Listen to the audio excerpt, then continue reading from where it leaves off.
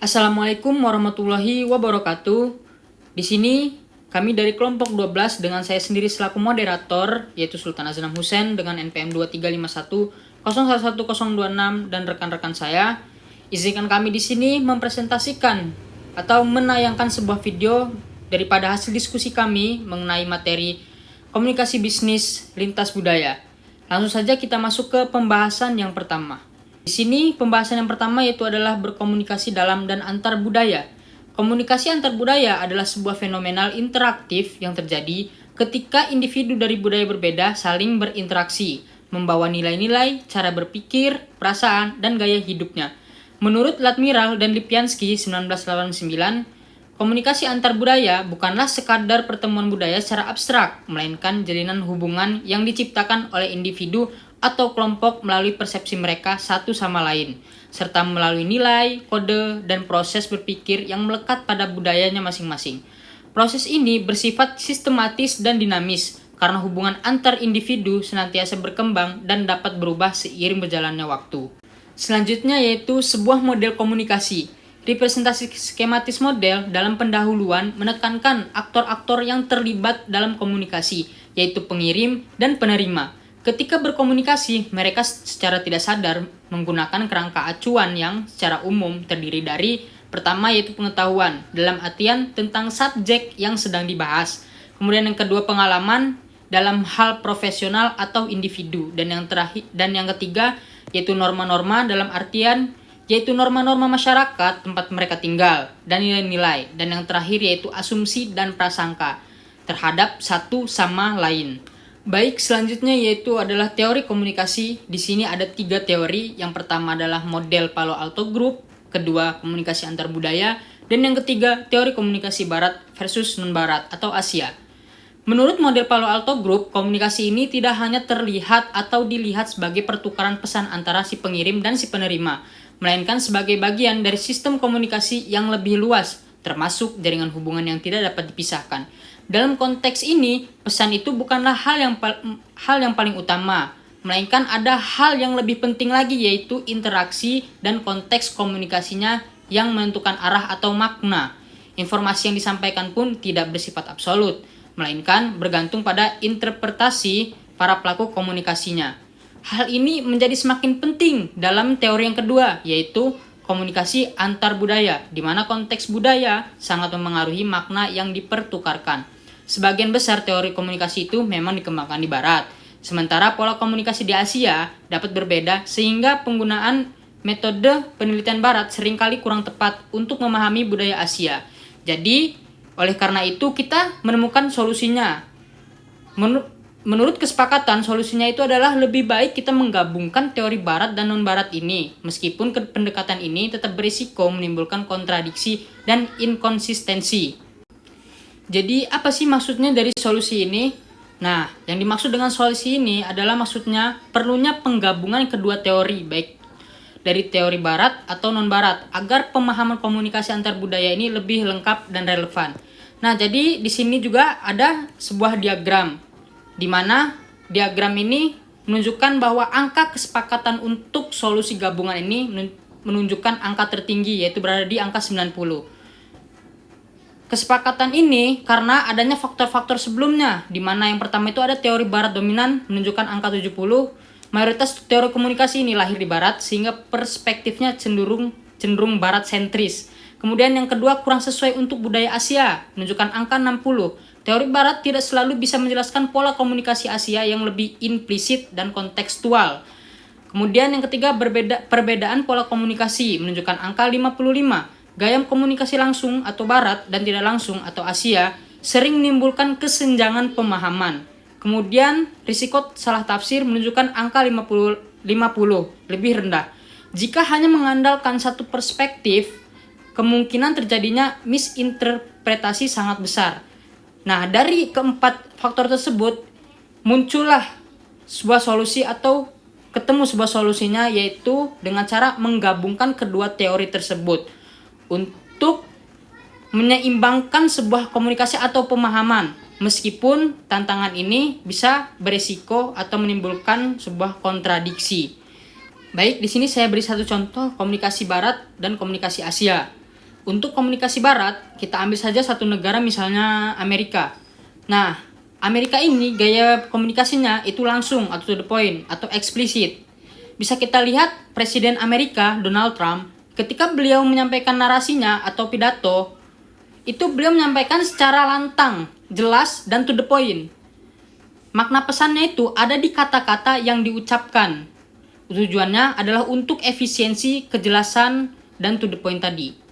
Jadi ketika mereka sedang ada dalam sebuah rapat, nah orang-orang Amerika ini akan berkata, saya tidak setuju dengan usulan si A, lebih baik kita langsung saja pilih ke si B. Ketika mereka sedang menyampaikan pendapatnya itu, nah orang Amerika ini langsung to the point, mau pilihnya si B karena kurang setuju dengan si A. Tidak secara halus gitu tidak setujunya. Nah, tetapi untuk komunikasi Asia atau misal kita ambil negara Jepang, nah gaya komunikasinya itu tidak langsung atau implisit. Makna pesannya juga banyak bergantung pada konteks, hubungan, dan ekspresi nonverbal. Tujuannya adalah untuk menjaga keharmonian, menghindari konflik terbuka, baik secara komunikasi ataupun fisik. Contohnya, ya kayak tadi, kalau sedang rapat, orang-orang Jepang ini mungkin hanya berkata, usulan ini cukup menarik. Nah, usulan si A ini lumayan menarik lah, cukup menarik. Tapi mungkin ada beberapa hal lain yang perlu kita pertimbangkan. Nah, baik, selanjutnya kita masuk ke pembahasan yaitu bentuk komunikasi dalam praktik bisnis. Banyak saluran komunikasi yang tersedia bagi para manajer. Surat elektronik misalnya menjadi bentuk komunikasi tertulis yang paling banyak atau paling umum digunakan di sebuah perusahaan. Email digunakan untuk berbagai tujuan, baik eksternal maupun internal. Dari ponsel pintar, tablet, atau komputer, para manajer menulis email untuk mengadakan rapat atau memberikannya kepada rekan kerja atau lain-lainnya. Di sini kita bisa lihat ada sebuah tabel atau tabel. Nah, di sini ada 4 bentuk. Ada sedang, lisan, tertulis, elektronik. Nah, di sini yang pertama ada percakapan, baik percakapan secara langsung atau telepon maksudnya di sini ya. Di percakapan ini kita bisa lihat bentuknya itu apa? Apakah dia bentuknya lisan atau tertulis atau elektronik? Di sini ada 2 bentuknya. Kalau percakapan langsung dia berbentuk lisan. Kalau melalui telepon dia bisa lisan dan elektronik. 2. Kemudian untuk presentasi atau video, bentuknya ada 3 semuanya. Bisa lisan, bisa tertulis, dan elektronik digital. Kemudian jejaring sosial atau daring, kemudian surat atau laporan, yang terakhir konferensi pers, di mana masing-masing ini memiliki bentuknya masing-masing. Selanjutnya, budaya dan pilihan cara komunikasi. Pemilihan cara berkomunikasi dipengaruhi oleh budaya. Contoh Amerika Serikat dan Jepang. Pengusaha Amerika Serikat menganggap cold call, telepon langsung ke orang asing untuk bisnis itu hal yang wajar. Tetapi pengusaha Jepang menganggapnya cold call ini sangat-sangat mengganggu. Lebih memilih perkenalan langsung lewat pihak ketiga untuk menjaga kredibilitasnya, baik itu kredibilitas perusahaan maupun seorang pengusaha. Bahasa pertemuan selama bisnis. Dalam dunia bisnis internasional, seringkali terjadi pertemuan antara pihak-pihak dari negara yang berbeda bahasa. Ketika komunikasi tidak memungkinkan dilakukan dengan bahasa ibu masing-masing, ada beberapa alternatif yang dapat digunakan, yaitu pertama, penerjemah. Penerjemah digunakan ketika kedua pihak tidak menguasai bahasa yang sama. Kelebihannya dapat membantu kelancaran komunikasi karena pesan langsung dialihbahasakan. Sedangkan kekurangannya, maksud asli dapat berkurang, percakapan terputus-putus, dan hubungan terasa kurang natural. Penerjemah umumnya dipakai dalam diskusi resmi atau sangat teknis. Berikutnya, bahasa lawan bicara. Salah satu pihak menyesuaikan diri menggunakan bahasa mitra bisnisnya. Kelebihannya, menunjukkan rasa hormat dan kesungguhan membangun kerjasama. Sedangkan kelemahannya, jika kemampuan bahasa terbatas, dapat menimbulkan salah paham atau komunikasi kurang lancar. Alternatif ini cocok digunakan bila pembicara cukup menguasai bahasa tersebut. Alternatif berikutnya, bahasa Inggris. Bahasa Inggris menjadi bahasa netral yang paling sering digunakan dalam bisnis internasional. Kelebihannya dapat dipahami secara luas, praktis untuk pertemuan global. Sementara kelemahannya pada aksen, dialek, dan istilah tertentu yang sering menimbulkan kebingungan. Menggunakan bahasa Inggris harus disampaikan dengan jelas dan sederhana agar mudah dipahami oleh semua pihak. Hubungan manajemen tatap muka. Dalam pertemuan bisnis tatap muka, bahasa hanyalah satu aspek dari komunikasi. Situasi, konteks, dan ekspektasi lawan bicara seringkali berbeda, sehingga norma sosial yang tidak sama dapat mempengaruhi kelancaran interaksi. Pertemuan pertama. Pada pertemuan awal memberikan kesan penting dan sering memperlihatkan perbedaan budaya. Contohnya, manajer Amerika pada pertemuan awal memberikan kesan terbuka, ramah, dan cenderung informal.